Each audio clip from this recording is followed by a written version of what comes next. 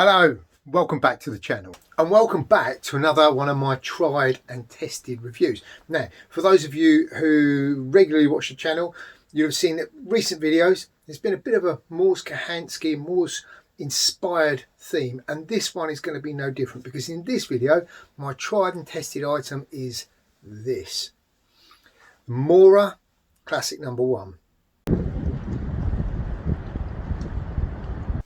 And the reason we associate this with Mors is because he mentions it in his book. There's a photograph of it at the back, and in the section on knife craft he mentions Mora of Sweden, Silesia of Germany and Sheffield in England as all great producers of steel. There's also a diagram of what Mors thought made a good bush knife. And actually the picture isn't a picture of a Mora knife, it's just a general purpose knife with all of those elements included.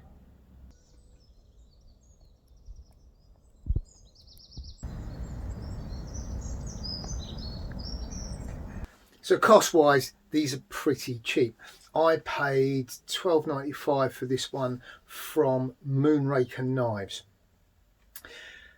The actual item itself, well, for your £12.95, what do you get? Well, you get a plastic sheath with a belt loop on the back and a little slot in it for a button, so you can button it to your clothing if you wish to. It's also got a drainage hole in the bottom, and all in all the sheath is rubbish. It's the worst part about the knife. But that aside, the actual knife is pretty good. We've got a handle, it's made from birch and it's painted red. It's oval in cross section and it's quite a comfortable size, and it's quite comfortable to use for long periods of time. The blade, well, the blade is about a palm's width and it's just over 2 centimeters wide in the blade section. Those dimensions make it very, very suitable for most of the stuff that we do in bushcraft. It's also set up with a Scandi grind, which means it's ideal for working wood. Indeed, these traditionally are used by carpenters over in Sweden. So all in all, cracking knife, doesn't cost a whole lot of money, and all in all not bad. Now I know what a lot of you are thinking is that one doesn't look very tried and tested.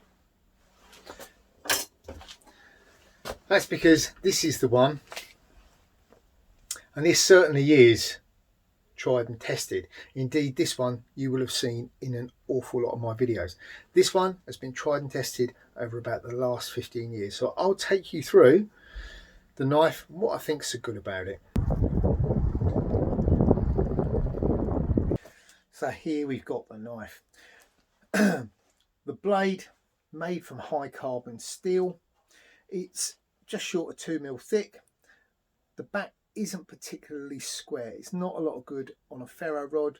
You can square it if you wish to. I haven't with mine because I tend to choke up on the blade when I'm carving quite a lot, and a very square spine on that could make it a little bit uncomfortable. You've got a little ferrule on there. There's no guard. You've got the handle. The tang is a 3/4 length stick tang, so it runs up through to about there. So it's not that suitable for heavy battening. Light battening, however, you can do with this, and you will have seen in my videos me doing a lot of battening with this knife. You'll have also seen me, if you go back and look at the one where I'm tapping birch sap, you'll see me tapping the end of the handle with the back of my axe to tap it into a tree to set up a tap. So that is quite strong. You'll also see me if I'm crafting bark. Again, I tap it in to a log and I then use it as a strip cutter. So the top of the pommel on there does get a bit of abuse, but I've never had any problems with it. The blade, as I said, high carbon steel. And it does, if you go back and look at, I think there's a video called A Bushcraft Lunch, and you'll see me tap this into a log, pinning a piece of char cloth in under the tip and then striking the back with a piece of flint to produce sparks. So that high carbon steel, not only good for holding an edge and easy sharpening, but it will, in an emergency, throw a good spark too. The actual blade dimensions and performance, well, as I said, it's ideal for wood carving. Indeed, a lot of the stuff on the shelf up behind me has been carved by this knife. All in all, it's a cracking little knife, and it's one that I would recommend to anybody who's looking for a starter bushcraft knife. Indeed, not just starters. Mors said, famously, the more you know, the less you carry. And I don't think he was talking about the weight on your back. I'm thinking he was talking about a lot of things.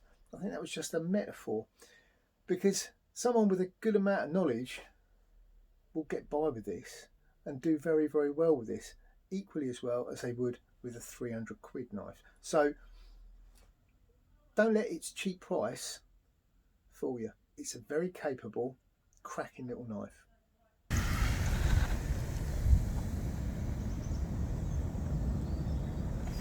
So the pros of this knife: it's very, very lightweight. You can hang it on a cord around your neck, keep it inside your clothing, you won't know you're carrying it. It's that lightweight.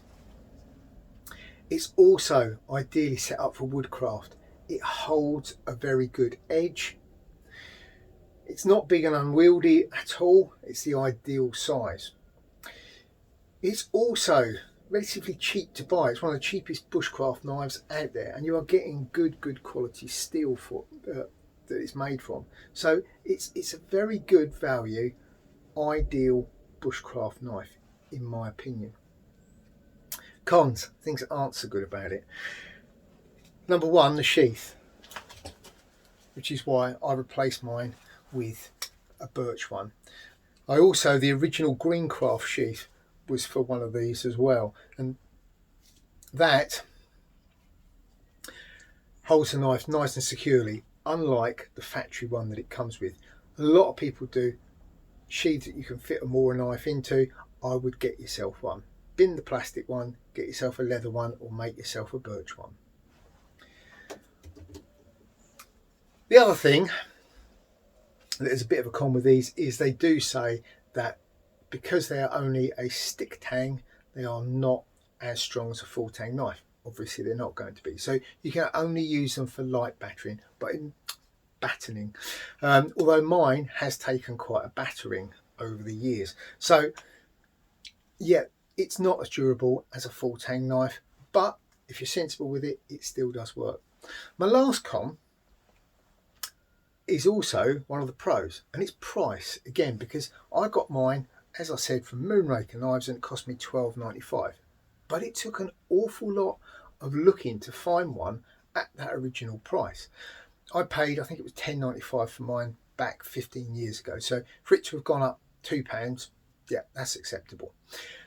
However, most of the retailers of these nowadays are selling a slightly newer model. It's the same knife, but with a retro sheath that's still plastic, with a little leather tab on the back, just like they had back in the 1950s. Now, for the pleasure of that retrofit sheath, which probably is not any better than this, they're now charging £26.95. That's a £14 price hike. Can't quite see how they justify it. I know they've got a few big names on board nowadays. Perhaps it's to justify their wages. I'm not sure. So those are my cons and my pros. So there you go. That is my tried and tested review of this, the Mora No1. Let's see, this is my one that I've had for a very long time, and has indeed made most of the stuff up there. I wouldn't hesitate in recommending this little knife to anybody who is in the market for a practical knife that they can use for a whole lot of different things. Not only woodcraft, but the little slim blade and the not terribly wide blade geometry also makes it very good for food prep, and indeed this one has prepped an awful lot of meals. You can buy several of them. You're not going to cry yourself to sleep if you lose one. They are nice and lightweight, so you can carry them all day. Which certainly with some of the big full tang knives, you probably wouldn't want that hung around your neck for any length of time. With this, no problems at all.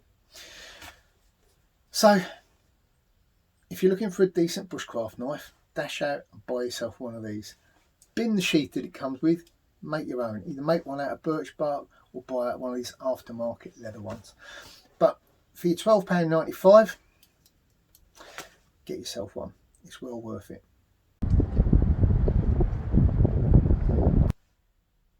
So there you go. That's my tried and tested review.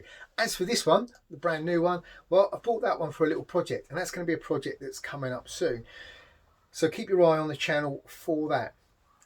If you enjoyed this video, then remember, hit that thumbs up button, and if you haven't already, subscribe to the channel. Look down below in the description box and you'll find links to my YouTube and my Facebook and my Instagram account, etc. There is also a link to my Patreon page, and there is also a link to my Etsy shop, which I will be restocking fairly soon. I've just got a few other bits and pieces I'm busy juggling at the moment, but I will be on it very, very soon. So keep an eye on that shop and keep an eye on the channel, because there are going to be more of these tried and tested reviews coming up, some more skills ones coming up, and a few more of the good old bushcraft top tips coming up too. So keep watching the channel. I think that's everything. I'm Neil, and until next time, stay safe.